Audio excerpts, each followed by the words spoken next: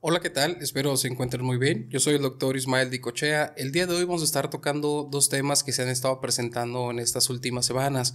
El primero, y es algo pues muy triste, es lo del huracán Otis que golpeó parte de las costas del estado de Guerrero ahora el 24 de octubre de este año, del 2023. Y la otra es, me tocó ver en diferentes noticias nacionales e internacionales mucha preocupación por el manejo de cadáveres que a lo mejor no se han recogido porque muchas veces pues se sobrepasa la capacidad de atención de estas personas. No significa que no sean importantes, pero la duda es si causan alguna epidemia o si son riesgo potencial para la salud para otras personas. Una de las preguntas que se hacían es ¿por qué los cadáveres no causan epidemias? Cada vez que un desastre natural provoca una gran cantidad de muerte, una de las preguntas más angustiantes que tienen los equipos de rescate es ¿qué vamos a hacer con los cadáveres? Como les comentamos anteriormente, en el estado de Guerrero, en nuestro país, aquí en México, pasó un huracán categoría 5. Este tipo de huracanes no son tan comunes, pero pues sí se suelen presentar. Para clasificar esos fenómenos se utiliza la escala internacional Saffir-Simpson, de acuerdo con la velocidad de los vientos internos. Mientras mayor sea este huracán, más grande va a ser el potencial y mayor la categoría hasta llegar al nivel 5. En México han impactado 5 huracanes de categoría 5 en el Océano Atlántico, como algunos de ellos Janet, Anita, Gilbert en 1988 y Dine en el 2007. En el Pacífico han sido 2, Patricia en el 2015 y en días pasados pues Otis, que impactó el puerto de Acapulco. El ciclón Otis, que recién impactó el estado de Guerrero, rebasó los modelos internacionales y el pronóstico meteorológico, pues en menos de 12 horas pasó de ser una tormenta tropical a un huracán categoría 5, pasó a desarrollar 64 kilómetros por hora hasta llegar a más de 270 kilómetros por hora. Se cree que rebasaron más de 300 kilómetros por hora. No es común que un ciclón llegue a su máxima intensidad en un nivel tan corto. Fue algo muy atípico y se rompió un evento histórico. La categoría 5 de los huracanes son vientos que rebasan los 250 kilómetros por hora hasta 400 kilómetros por hora. La destrucción de los tejados es completa en algunos edificios. Estas inundaciones pueden llegar a las plantas bajas de los edificios que están cercanos a la costa y puede ser requerida la evacuación masiva de personas o en áreas residenciales. Estos vientos pueden arrancar hasta casas de los cimientos, ¿no? Árboles.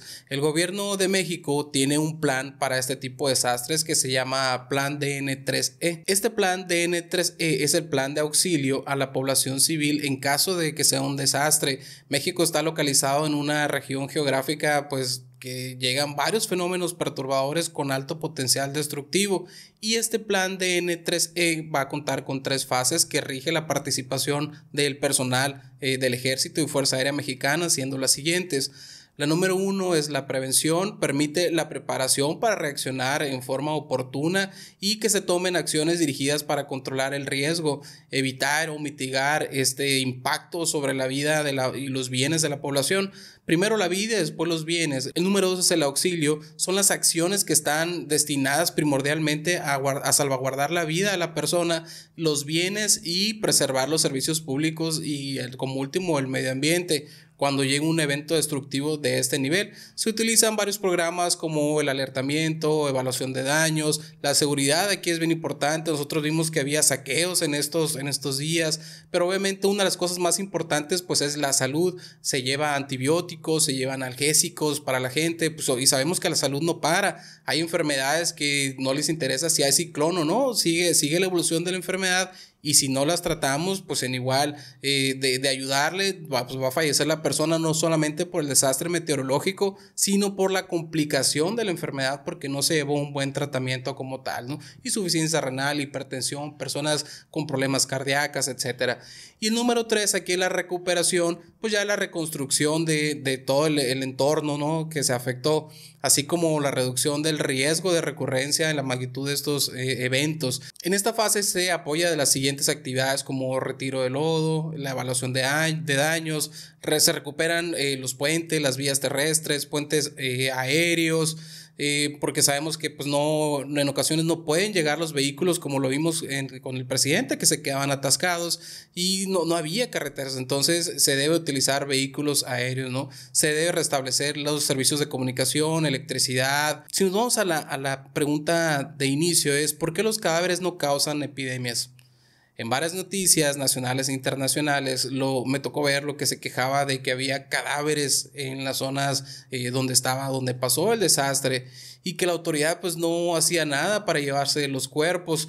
Esto no solamente lo hemos visto aquí en el huracán, pasó en COVID. Si ustedes recuerdan, por ejemplo en Guayaquil, Ecuador, la gente se quejaba de que había familiares dentro de los domicilios porque sobrepasó la capacidad de atención de las funerarias para atender a todos los muertos, que pasó algo tan rápido. Es un evento catastrófico. Entonces lo que hacía el gobierno es ir yendo poco a poco por estos cadáveres, pero pues aunque nosotros se nos haga difícil, y el Comité Internacional de la Cruz Roja dice que la respuesta es que hay que irnos sin prisa. Aquí lo que primero nos importa son los sobrevivientes, aunque pues hay otras cuestiones que tenemos que ver, ¿no? Los cadáveres pues no generan un problema grave como tal, sino es irnos directamente sobre las personas que están vivas.